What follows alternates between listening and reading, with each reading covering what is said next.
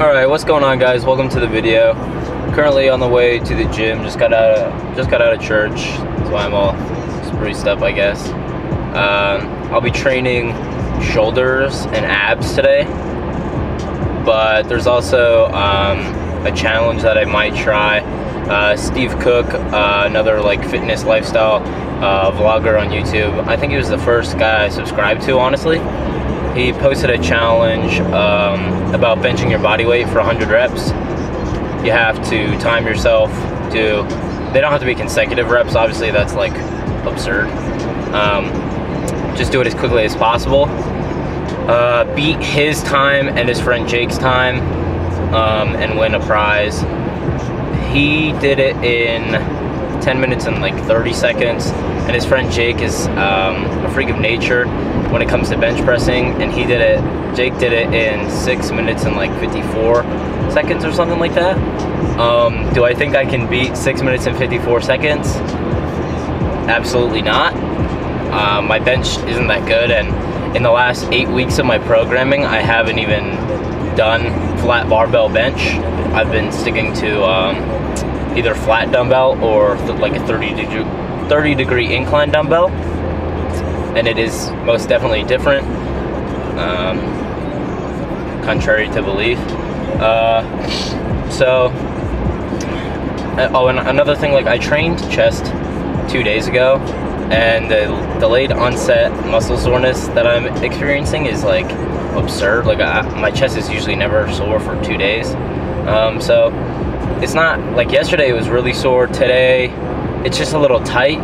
So I'll go through my warm-ups and everything, get it stretched out a little bit, get some blood into it, and see how I feel. But I don't even have a spotter with me or anything. Like I'm training by myself, so I'm definitely not gonna like chance just like, I don't know, injury for one, being stupid, getting like failing, getting caught under the bar. I woke up at 143 pounds, so I'd throw 145 pounds on the bar for the challenge. It would definitely be tough. Regardless if I do the challenge or not, I'm gonna play my chest and back training that I recorded a while ago and promised you guys, like last video I said that I would bring it to you. So that will play regardless after this. So anyway, I'm pulling up to the gym here pretty soon, so I'll get changed, get warm up, and then see you in the gym. What's going on, guys? Forgot to record anything before I trained, so I actually just finished up. I trained shoulders and I did a little bit of bicep work.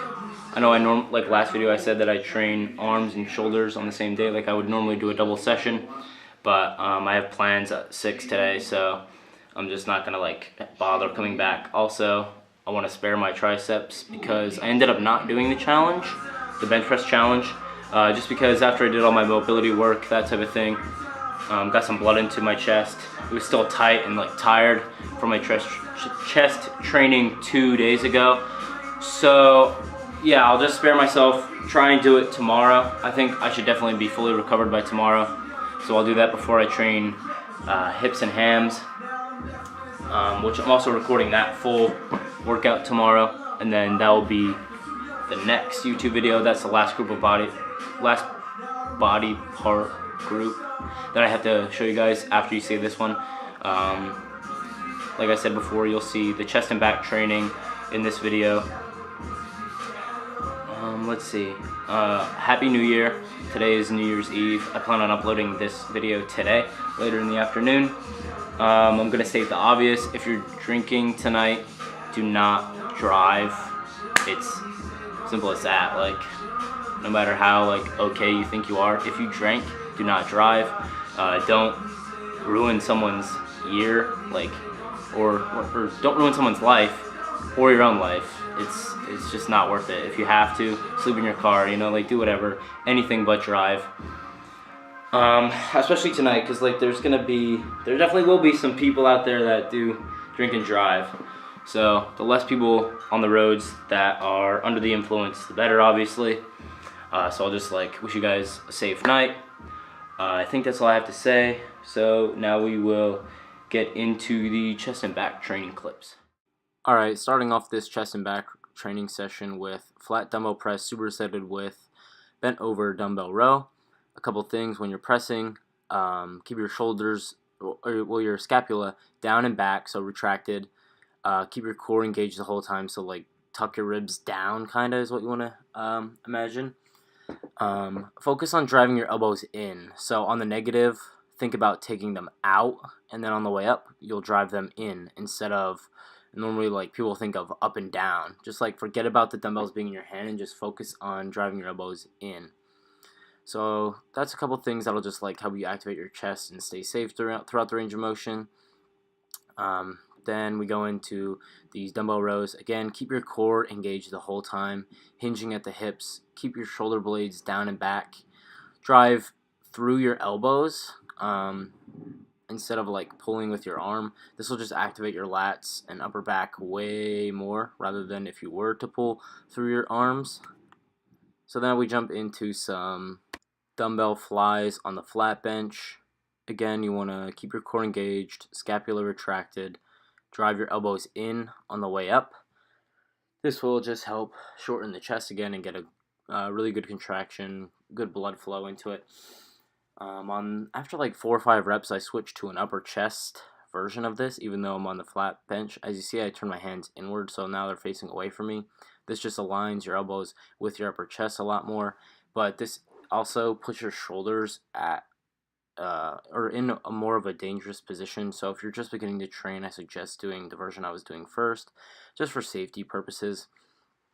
I supersetted that, or the flies, with reverse flies. So you'll see, also not like most of the time when I do these, I just try and activate my rear delts, but I'm trying to activate my mid traps, rhomboids, and rear delts in this version. So you'll see I'm not keeping my scapula retracted during the whole range of motion.